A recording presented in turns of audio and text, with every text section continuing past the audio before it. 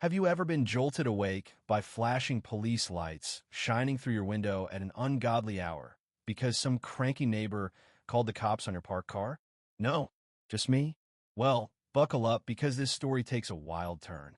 One minute, I was asleep in my cozy pajamas. The next, I was standing barefoot on my front lawn, trying to explain to two bewildered officers why my neighbor, a woman named Linda, was demanding they tow my truck right out of my own driveway.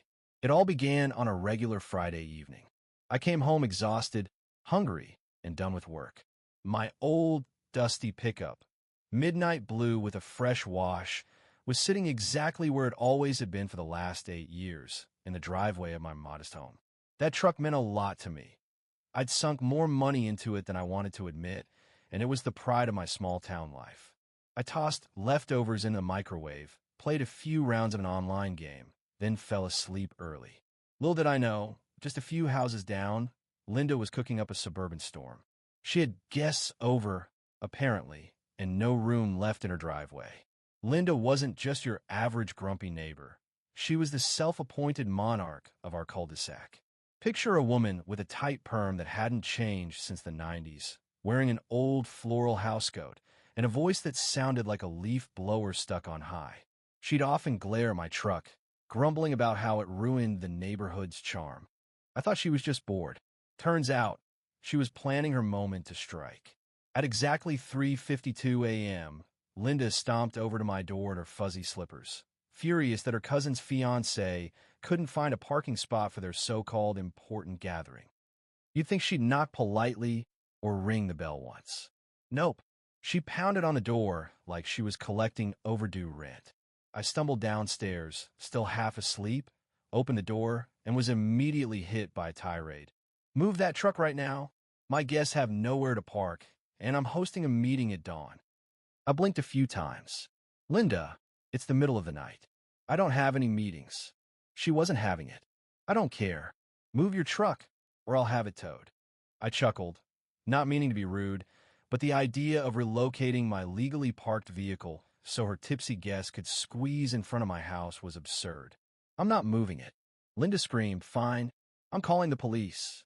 I thought she was bluffing, but sure enough, I peeked through the blinds and saw her dialing 911, pacing like a prosecutor prepping a case. Within 20 minutes, flashing red and blue lights lit up my windows. Two officers stepped out, expecting a domestic dispute or worse. Instead, they found me in faded pajama pants, clutching a lukewarm cup of coffee. Linda approached with a binder full of rules, HOA newsletters, and photos she'd snapped at 3:50 a.m. The officers exchanged looks that said, "We're going to talk about this at the station later."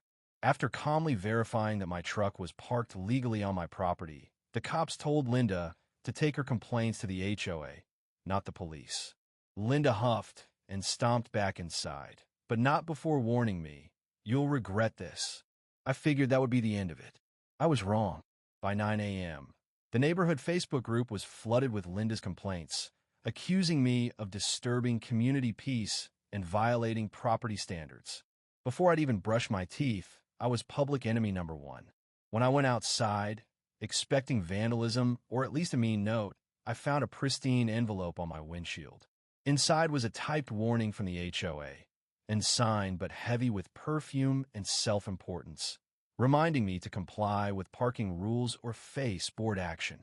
Game on. Over the next few days, Linda escalated the feud with handwritten threats taped to my truck, complete with angry arrows and double underlines. I couldn't decide if I should laugh or throw a garden gnome at her house. My friend Mike from across the street showed up laughing. "Need backup?" I smiled. I'd grown up with 3 siblings. I knew how to play petty wars.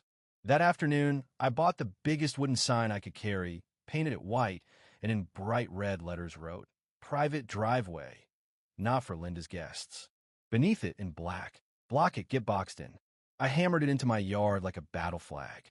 Linda came storming over, livid. "You can't put that there." "I can," I said calmly. "It's private property. If you don't like it, maybe don't call the cops on a parked truck." She fumed and stormed off, already dialing her phone before leaving the block. Then things got weird. Flyers started appearing in every mailbox, with dramatic headlines about one neighbor's war on peace, complete with photos of my truck and sign. Retired teacher Mrs. Jenkins smirked as she handed me a flyer. Looks like you've made the list. As the feud turned into a neighborhood spectacle, Linda added her own sign near the street. Neighborhood safety first. Report reckless parking, with a crossed-out cartoon truck. It was childish, but this wasn't child's play anymore. The signs morphed into a full-on turf war. Solar lights, neon spray paint, QR codes linking to my videos of Linda calling the cops at dawn, duct tape censorship, and more. Linda ranted daily on the HOA Facebook page, using all caps and warnings about chaos spreading. One resident posted a popcorn gif and quickly got banned. Neighbors started driving by slowly, pointing like my driveway was a tourist spot. One guy even asked for a selfie with my truck. I embraced the madness and hosted a driveway celebration with a few neighbors, burgers, music, and string lights on the truck. Linda called the cops again, this time complaining about noise.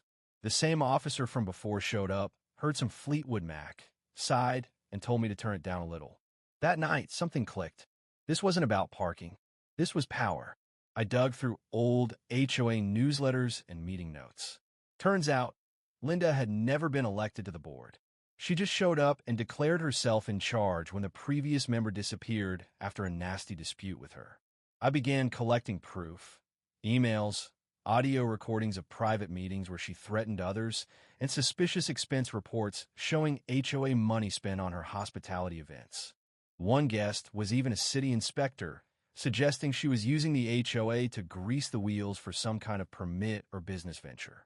I labeled the whole mess Operation Truck Justice and prepared for the big showdown.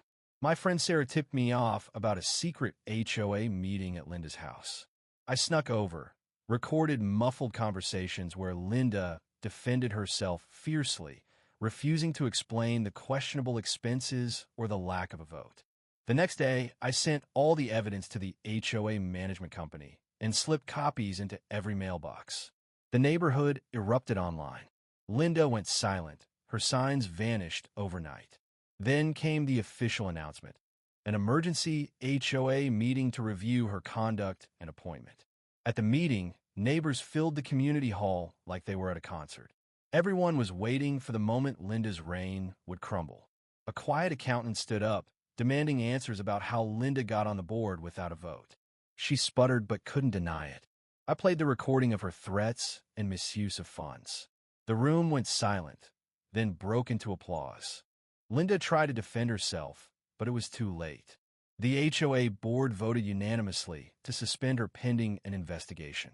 I turned the evidence into a viral video called HOA Queen Falls, How a Truck Brought Down a Tyrant, which quickly gained thousands of views and sparked neighborhood stories everywhere. Linda vanished from social media, stopped appearing outside, and neighbors soon saw her quietly moving away. Peace returned to the neighborhood, now friendlier and a little more playful. My truck stayed parked, a proud symbol of standing firm. We even hosted a driveway freedom barbecue, celebrating how a small act of defiance united us all. Sometimes when drivers slow down to point at my driveway, I smile. Because often it's not the loudest voice that wins, but the one that refuses to budge.